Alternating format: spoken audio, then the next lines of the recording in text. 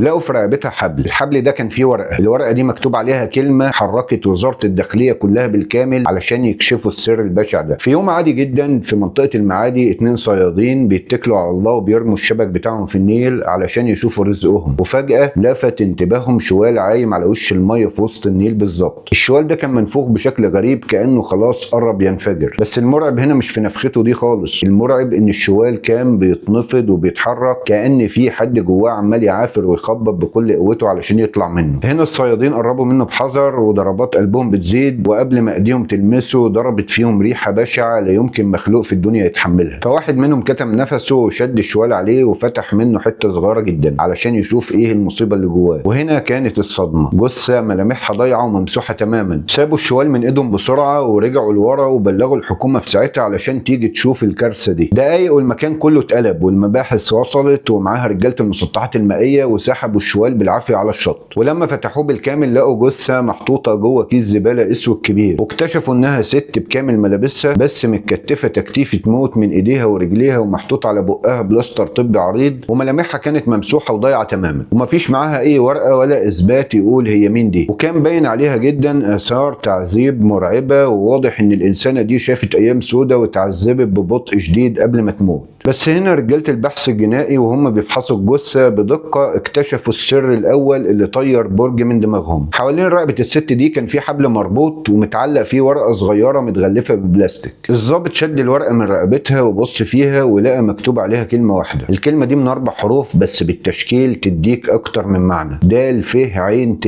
الكلمه دي جننت رجال المباحث وبقوا يسالوا نفسهم الكلمه دي تتقرا ازاي؟ هل هي دفعت يعني خلصت اللي عليها ولا وراها لغز تاني؟ الكلمه دي يا جماعه معناها كبير قوي ووراها سر مرعب وهنعرفه مع بعض قدام. وهنا المباحث بدأت شغلها الطبيعي بفحص بلاغات التغيب، بس ظهر لغز محير، هيدوروا فين والجثه طافيه في نص النيل بالظبط؟ العاده ان المجرم بيرمي الجثه من على الشط فبتتلاقى قريبه وسهل يتحدد مكانها، ده معناه اما ان اللي رماها صياد من جوه مركب في نص الميه او انها بقالها فتره طويله في الميه والطيار سحبها لنص النيل. بعد فحص بلاغات التغيب في المعادي ومصر القديمه كلها مفيش ولا بلاغ واحد لست في السن ده مختفيه. الجثه راحت المشرحه علشان دكتور الطب الشرعي يشوف شغله، وتقرير الطب الشرعي نزل على مكتب المباحث كانه كتاب الغاز، كل سطر فيه بيفجر مفاجاه اكبر من اللي قبلها. المفاجاه الاولى ان الست دي في اوائل الثلاثينات وتعرضت لضرب وتعذيب قاسي جدا لفتره طويله قبل النهايه. والمفاجاه الثانيه واللي هي الاغرب، لقوا اثر ابره في دراعها، الست دي تم حقنها يا جماعه بحقنه هواء في الوريد، الهواء كان مالي الانسجه الداخليه بتاعتها، بس الصدمه الحقيقيه ان حقنه الهواء دي مش هي سبب الوفاه. ثالث مفاجاه معانا ان سبب الوفاه الحقيقي هو الغرق، يعني الست دي بعد ما اتعذبت وانضربت حقنه هواء اترمت في النيل وهي لسه عايشه وبتتنفس، وده بيفسر التكتيفه والبلاستر. وكمان لقوا في دمها نسبه مخدر عاليه جدا. والمفاجاه الرابعه والقاضيه ان الست دي كانت حامل في الشهر الرابع وميته بقالها اسبوع بالتمام والكمال. المباحث مسكت في معلومه ان الجثه ميته بقالها اسبوع علشان تبدا تتحرك، جابوا خبراء حسبوا سرعه تيار الميه وسرعه الهواء في النيل خلال الاسبوع اللي فات. الحسبه دي اتعملت بالظبط من مكان ما لقوا الجثه في المعادي، وطلعت بنتيجه ان الجثه دي اتحدفت من منطقه حلوان او مكان قريب منها. فريق البحث الجنائي طار فورا على حلوان وبداوا يقلبوا في دفاتر التغيب وناقشوا الصيادين هناك لحد ما طلعوا بمعلومتين قلبوا الموازين. المعلومه الاولى ان الصياد قال ان من حوالي اسبوع لمح مركب عليها 2 أو 3 رجاله ماشيه بالليل في نص النيل، والغريب ان الوقت ده مش ميعاد صيد ولا المكان ده مكان فسحه، بس للاسف الصياد ما قدرش يلمح وشوشهم ولا قدر يميز المركب. وتاني معلومه ان في ست عجوزه مقدمه بلاغ ان بنتها عبير مختفيه بقالها اكتر من اسبوع، بس الغريب ان الام عملت البلاغ بعد اختفاء بنتها ب4 ايام لسر هنعرفه مع بعض دلوقتي. المباحث استدعت الام وعرضوا عليها صور هدوم الجثه، اول ما شافت الصور انهارت وصرخت وقالت دي هدوم بنتي عبير. ولما الام هديت شويه بدات تحكي القصه للمباحث. عبير عندها 32 سنه ومتطلقه من 2 سنين وعايشه معاها، بس بسبب ظروف شغلها عبير كانت بتبات بره البيت بالايام في محافظات تانية، وكانت كل يوم بتطمن امها عليها بالتليفون. عشان كده الام عملت بلاغ باختفاء بنتها لما ما اتصلتش بيها لمده كبيره. وهنا المباحث وقفت قدام حيطه سد وعرفوا الكارثه، عبير متطلقه من 2 سنين بس الطب الشرعي بيقول انها حامل في الشهر الرابع. طب ازاي ومن مين؟ تحريات المباحث نزلت علشان تجيب قرار عبير واكتشفت الجانب الضلمه من حياتها. عبير اتطلقت اساسا بسبب ان جوزها اكتشف ان ليها علاقات مشبوهه، وبعد الطلاق استمر استمرت في العلاقات دي بمقابل مادي للأسف، وأمها الغلبانة نايمة على ودانها وفكرها إنها بتسافر علشان تشوف شغلها. وهنا ظهرت الورطة الكبيرة، إن عبير على كلام اللي حواليها والتحريات كانت بتسافر محافظات كتير وعرفت رجالة كتير جدا وبمقابل مادي. الشك ده كان هيسيب ورطة تخلي القضية كلها تبوظ وتتأيد ضد مجهول، لأن المباحث لو فكرت تدور ورا شبكة علاقاتها المتفرعة في كذا محافظة هتبقى كأنها بتدور على إبرة في كوم قش، وعمرهم ما كانوا هيوصلوا للقاتل الفعلي وسط كل الزباين دول. بس اللي خلى الشك يتلاشى من عقول رجال المباحث إن القاتل يكون زبون من دايرة علاقاتها هو سؤال طرح نفسه: ليه كل التعذيب ده؟ حقنة هوا وتخدير وتكتيفة ورمي في النيل وهي عايشة، وكمان لغز الورقة المكتوبة عليها دفعي. الموضوع فيه غل وحقد وانتقام أكبر بكتير من مجرد زبون خايف من فضيحة. عبير كان معاها كذا خط تليفون وملهاش إقامة ثابتة، ولما وصلوا لأقرب صاحبة ليها قالت إن عبير آخر مرة شافتها قالت لها إنها راحة لأمها، ومن ساعتها اختفت. والأم في التحقيقات قالت إن عبير رجعت البيت آخر مرة وكان شكلها مرهق جدا، وقالت لها أنا نازلة رايحة مشوار مهم وما رجعتش تاني أبدا.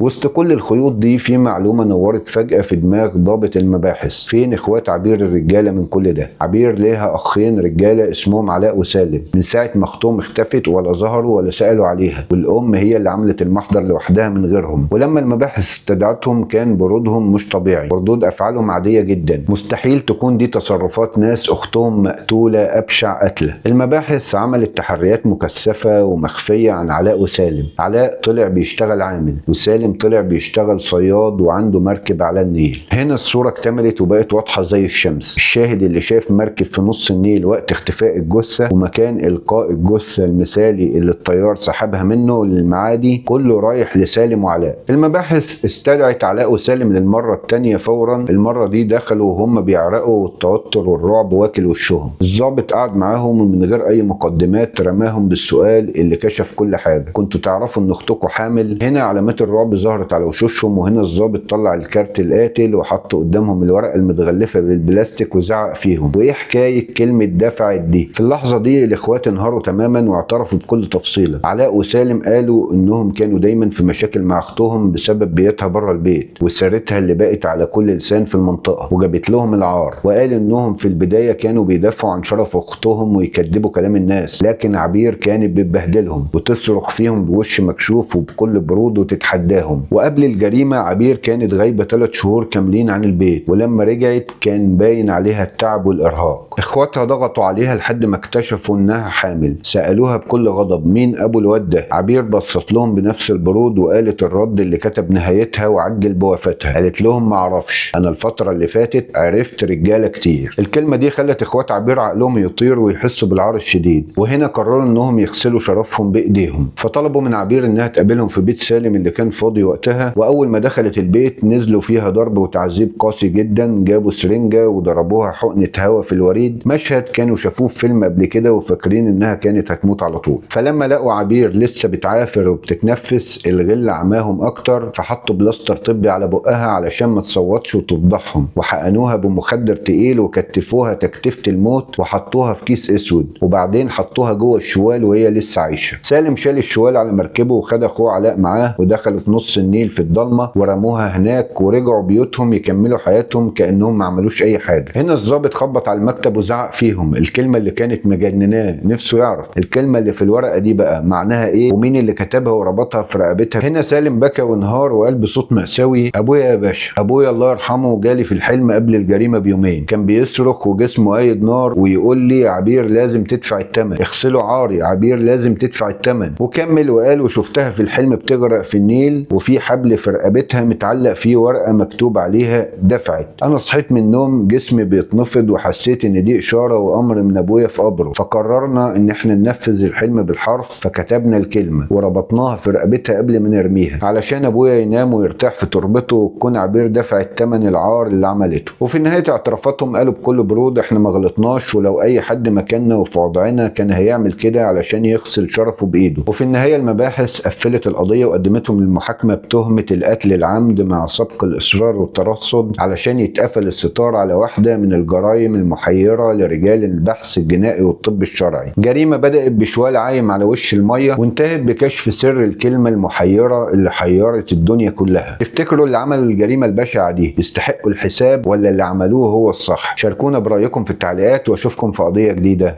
والسلام.